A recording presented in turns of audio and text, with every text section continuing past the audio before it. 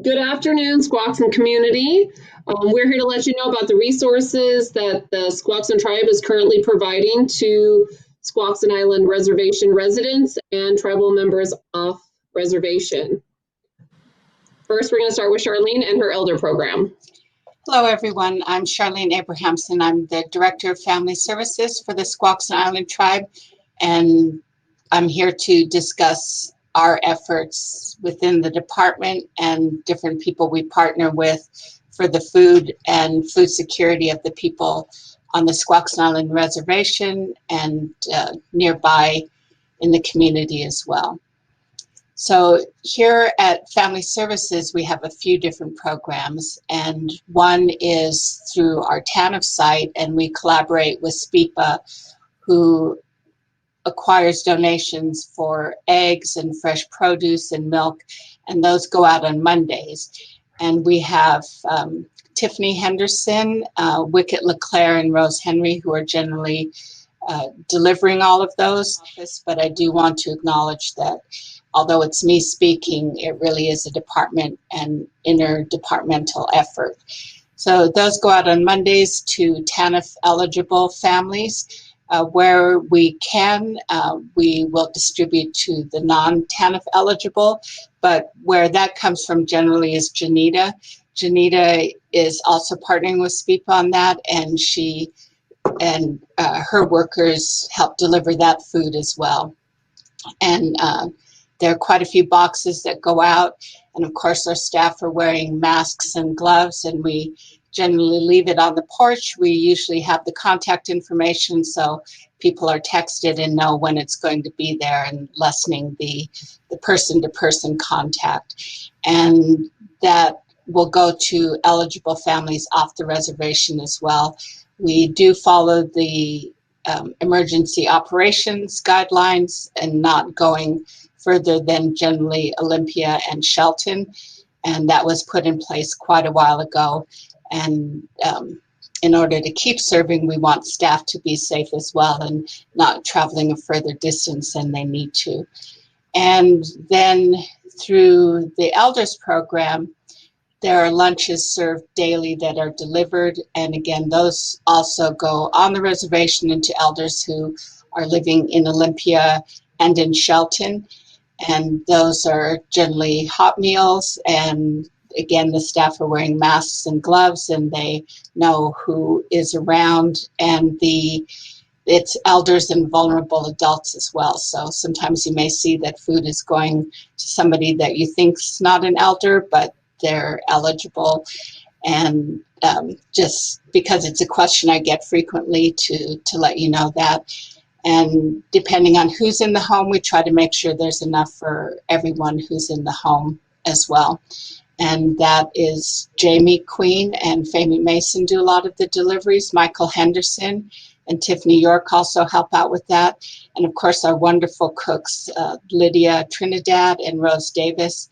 And that's really such an important ingredient. They're amazing cooks, and it always is delicious, but also it's food prepared with love, and that's a great ingredient to have for your wellness and health, in my opinion. And on Fridays, in addition to serving the hot meal, we ensure that there are shelf-stable foods for people through the weekend, so that there's enough food to go through the days where we're not delivering. And also there are food bank deliveries that are done through the Elders program, which takes me to the food bank as well, which is for the general community. And we've collaborated with Tammy Ford, and she is delivering to different people who are requesting. And you just give her a call, and she delivers to non-elders who are vulnerable adults who we aren't delivering to. And she's doing a great job on that. And then people come to the food bank, and that's from 9 to noon and from 1 to 3. And we partner with, previously it was Northwest and Coastal Harvest. The state is putting together a consolidated effort because they have been fortunate to receive more donations. So for the interim, our partner is Food Line, and they provide us with canned goods and some juices and shelf-stable things, and we pick that up from them, and that goes into the boxes. And then fortunately, we do have tribal funding, and we're able to get and ensure that there are some fresh produce items and generally some protein. So we try to ensure there's some meat, whether it's turkey, beef, chicken, and at Easter it was ham. That's generally a meal that people like to serve at Easter. So those boxes can be picked up from the food bank, and we're really happy when we see people and get to visit, even though it's from a distance and it's at the door and is a different system than we had before. It's working really well, and we've seen a big increase in the numbers. Generally, it was approximately 40, 45 families a week, and we're up to usually over 70 families a week. And because we have a partnership with Northwest Harvest and have signed those agreements and accept that food, we also agree that we serve the community. So other community can come to the reservation, and as well as tribal members who live off the reservation. And with the law enforcement and security there at the barrier, you just let them know that you're coming to the food bank. And on their side, they're keeping an eye out that you are just coming to the food bank and leaving if you don't live here. And we also keep an eye out too, and we respectfully ask that you honor the safety precautions for our community who live on the reservation. And the other thing I would note is that people are scared and having a lot of frustrations and maybe even bored from not really going out very much. And that can sometimes come across to our volunteers, whether they're delivering or at the food bank. And we get it, it's frustrating, and maybe you need to vent a little, but I would also ask that you just be kind to our volunteers who are going out there, and they're willing to listen, and that's part of the job, and hear about your frustrations. But kindness goes a long way too. So please keep that in mind with any of the delivery people and people volunteering. And we also have food vouchers in some of our programs, and that's where if you're eligible, you call in, and we're doing a central screening, and we're looking at all kinds of benefits that people might be eligible for. But do the screening form with our staff, and we'll get back to you. And if there are food vouchers available and you're eligible, we'll also be providing information on safe shopping and maybe dispelling certain rumors as well on food safety. Sometimes people are thinking they need to disinfect fresh produce with soap and water, something stronger, and keep in mind that's something you're going to ingest, and it's not really necessary. At the moment, there is no known case from food. Of course, that doesn't mean don't wipe down the outside of your boxes or the things that are coming in. I do that as well, but don't overly disinfect something or have chemicals on something that you're going to eat. And like I said, mainly produce and that type of thing. So there are quite a few different routes that we have for ensuring food security for our community. Charlene, are the programs all income-based, or is some of it available for people who are just nervous about going into the grocery stores? Well, for a food bank, there's no restrictions. You don't have to show anything. We do have a form that just you sign in how many are in your family, and that's really for data. We're not collecting anything about your income. And I really would encourage people to come in. There are definitely, we've had families who've never really utilized food bank before, and they may feel uneasy about it, but that's what it's there for. It really is to it can help you stay home. Everybody can be facing hard, uncertain times, and maybe you're applying for unemployment and it's taking a long time. I know that it's been an inundated system, and if you need food to get through, then come through and get it. There are some programs, if you're calling in general, that may be income-based, but not always. I just really encourage people not to assume that you're ineligible for something, but call and check with us. For food delivery, if it's an elder program, you can call Jamie, but you can also call Tammy directly. She is delivering to people who don't have the same restrictions, but maybe just have other things going on. There's really not questions around that. You just let her know that you want a delivery, or maybe you just can't make it before 3 or something like that. Then give Tammy a call. She has a list, and we work together on ensuring that those boxes are there for her to pick up and deliver to people. And then in the elders, just give Jamie a call. All the staff, essential staff who are working at Family Services, have their phones going directly to their cell phone. You can call our main number, which I should have memorized and I don't, and it's 360-432-3906, and you'll get someone. If you call my number, the same thing.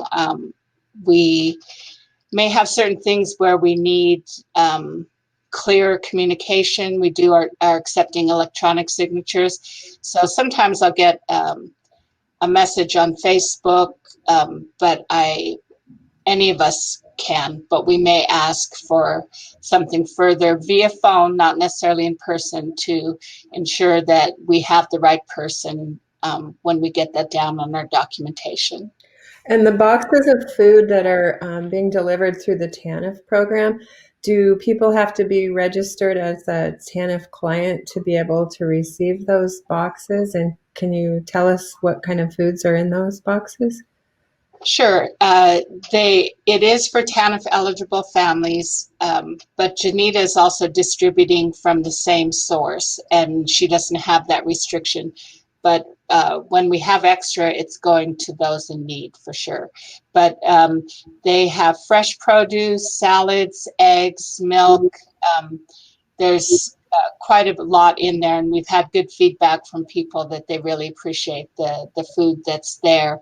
And the delivery is going both to TANF families on the reservation and off the reservation, although we're not, like I said, going beyond necessarily Shelton and Olympia. And generally what we do is, because we do have those strong partnerships, is that we provide people further out the resources of, here's the time and dates of this food bank, here's who you can call, to really encourage people not to travel far and not to leave their homes unnecessarily. I think the entire tribe and our department has been awesome and working really hard. And our department, I'm really proud that we have a lot of tribal member staff who really have their heart with the community. And so we work pretty hard to figure out who's eligible for what. And if we don't know, we know other resources that are out there. So the state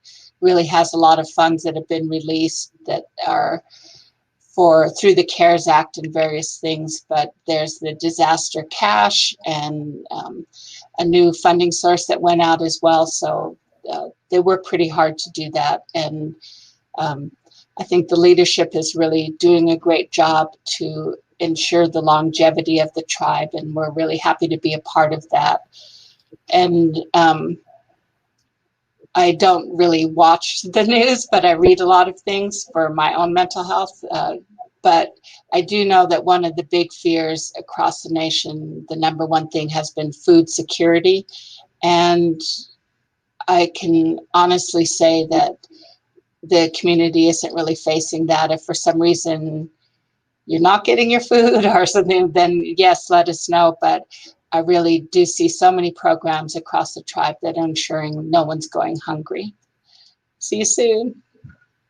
So for the Squaxin Island Parks and Recreation Department, we are offering youth grab and go meals set up for people to come pick these up on Monday. We are currently only passing out 1 day a week in order to limit the exposure of our staff and the community to other folks. So when you come on Mondays, you will receive 5 breakfast and 5 lunch per person. You must be present to pick these up. So you can't show up with one child and tell us that you have 4 other children at home. We will only give you a meal for the children that are present. We do have a limited number of adult meals also available. So when people come, we just let them know if we still have those available for them. We also provide a weekly activity for the youth, whether it's coloring pictures or some kind of journaling activity, just to keep some sort of kind of normalcy for them. We will be passing out in front of the community kitchen. Our times are from noon to 2 p.m. or while supplies last. We plan to be serving until June 19th. June 19th would have been the last scheduled day of school. So as long as there is no school out, the grant that we're using will allow us to provide these meals to the community. Yes, so for breakfasts, we have things like milk. You'll either get fresh fruit or 100% juice, and then cereal or a bagel. Lunch varies from things like homemade Lunchables. We do pizza wraps, sandwiches, and then you'll always get a fresh fruit or vegetable and milk with that. All these meals are purchased and made on site by Parks and Rec staff. So as this program is provided by the same grant that provides the school district meals, we do not receive meals from the school district. We do the purchasing and preparing all here on site. Keeps us busy. Absolutely. Staff loves it. So. Hello, I am Savannah from Squaxin Island Child Development Center, and we have been partnering with the Shelton School District to serve meals to the community. We go Monday through Friday from 9 a.m. to 12 p.m. They are grab-and-go style lunches. You'll pull through the parking lot. You'll tell us how many lunches you need. If you do not have your youth with you, 0 to 18, the school district has provided a form that you can fill out with the child's name, their grade, and the school that they attend. And that way you do not have to bring your children out with you if they have compromised immune systems or anything like that. Today, like an example of our meals are for breakfast, they provided a French toast sticks. They gave us juice for their fruit for the breakfast, and then they gave us a white milk for breakfast. And for lunch today will be pizza. There'll be a little pizza, and today they gave us chocolate milk, and then we have bananas and oranges for our lunch. Our lunches vary from, we've had pizza, we've had pretzels.